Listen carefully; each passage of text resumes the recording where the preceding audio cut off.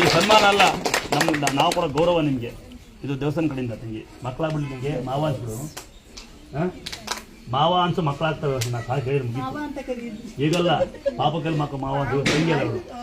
ತೇರ್ ತಗೊಂಡೋಗಿ ಮಕ್ಕಳಾಗಿಲ್ಲ ಅಂದರೆ ಬೆಲ್ಲದ ಪಾನಕ, ಮಜ್ಜಿಗೆ, ಮೊಸರನ್ನ, ಬೆಲ್ಲ, ಬಾಳೆಹಣ್ಣು. ವ್ರತ ಮಾಡೋದು ಹೆಂಗೆ ಅಂದರೆ ಉಪವಾಸ ಬರೋದಲ್ಲ. ಸ್ನಾನ ಮಾಡ್ಕೊಂಡ್ರೆ ತಲೆ ಕರೆಯಕ್ಕೆ ಮುಂಚೆ ಕಡ್ಡಿ, ಚೆಂಡಾಲಿ, ಗಂಡಾಲಿ ಮನೆ ಪಾಯಿ ಬಿಟ್ಟು ಹೋಗಕ್ಕೆ ಮುಂಚೆ ದೇವಸ್ಥಾನಕ್ಕೆ ಬರ್ಬೋದು. ಚಪ್ಪಲಿ ಹಾಕ್ತಾ ಬರೋಕಾಲ ಬಂದ್ರೆ ಇದೆ ವ್ರತ. ಉಪವಾಸ ಬರೋದಲ್ಲ ವ್ರತ.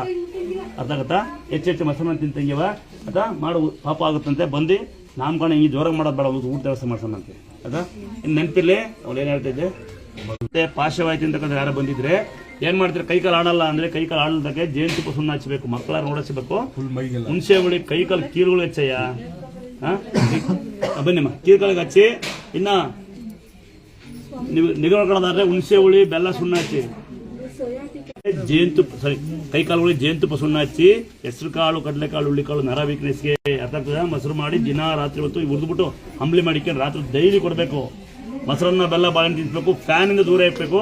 ನೆನಪಿರ್ಲಿ, ಈರುಳ್ಳಿ, ಬೆಲ್ಲ, ಶುಂಠಿ ಥೈರಾಯ್ಡ್ ಆಗಿದೆ ಅಂದರೆ ಮಾತು ಬರಲ್ಲ ಅಂತಕ್ಕಂತಾರೆ. ಗಂಟು ಹಿಡಿಯುತ್ತೆ ಅಂತಕ್ಕಂತಾರಿದ್ರೆ, ಜಲ್ಸೂರಿ ಇತ್ತೆ ಅಂದರೆ ಈರುಳ್ಳಿ, ಬೆಳ್ಳಿ, ಶುಂಠಿ ಕಷಾಯ ಮಾಡ್ತಾ ಬಂದರೆ ನೆನಪತ್ತಿನ ಹುಷಾರಾಗುತ್ತೆ. ಸಾಕ್ಷಿ ಇಲ್ಲಿ ನಿತ್ತ ನೀವು ಮಾಡಿದ್ರೆ ಏಯ್ ಮರ್ಡರ್ ಮಾಡ್ತೀನಿ ನೀನು ಕಾಲೇಜ್ ಕೊಟ್ರೆ ನಿಜವಾಗ್ಲೂ ಬರೀ ನೀನು ಅಮ್ಮಗಿಂತ ಮಗ್ಗಿಂತ ಜೋರು ನೀನು ಕೊಟ್ರೆ ಅಂತೆ.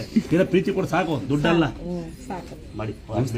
ಉತ್ತಮ ತಗೊಂಡೋಗಿ ತೇರ್ ತಗೊಂಡೋಗು. ತೇರ್ತ ಭಾಳ ಪವಾಡ ಇರುತ್ತೆ. ನಂಬು ಮಗನೆ, ನಂಬಿಕೆನ ದೊಡ್ಡ ಪವಾಡ. ಇದು ಕಟ್ ಮಾಡ್ಕೊಳ್ಳಿ. ನಾನು ಹೇಳಿದಷ್ಟು ಕರೆಕ್ಟಾಗಿ ಮಾಡ್ತೀನಿವ. ವ್ರತ ಅಂದರೆ ಏನು ಮರಿ ಕಡಿಬೇಕು ಅಂತೇನಿಲ್ಲ. ಬಟ್ಟೆ ಸ್ನಾನ ಮಾಡ್ತೀಯ, ಬಟ್ಟೆ ಕಟ್ಕೋ. ದೇವ್ರು ಹಾಲನ್ನು ಉಣ್ಣಲ್ಲ, ಮೊಸರನ್ನು ಉಣ್ಣಲ್ಲ. ಮೊಸರು ಮಾಡಿದರೆ ಮನೆಗೆ ಸಮೃದ್ಧಿ ಆಗುತ್ತೆ ಅಂತ ಆದಿಕಾಲ ಶಾಸ್ತ್ರ. ನಮ್ಮನೆ ಎಡೆಗಳವೆ. ಹಾಲು ಮಾಡಿದರೆ ಏಳಿಗೆ ಆಗುತ್ತೆ. ಮಕ್ಕಳು ಓದೆಲ್ಲ ಬರೆಯಲ್ಲ ಅಂದರೆ ದುರ್ಗಾಸ್ಥಳ ಕುಪ್ಪೆ ಅಂತ ದೊಡ್ಡವರು ಬರಿಬೋದು, ನೀವು ಬರಿಬೋದು.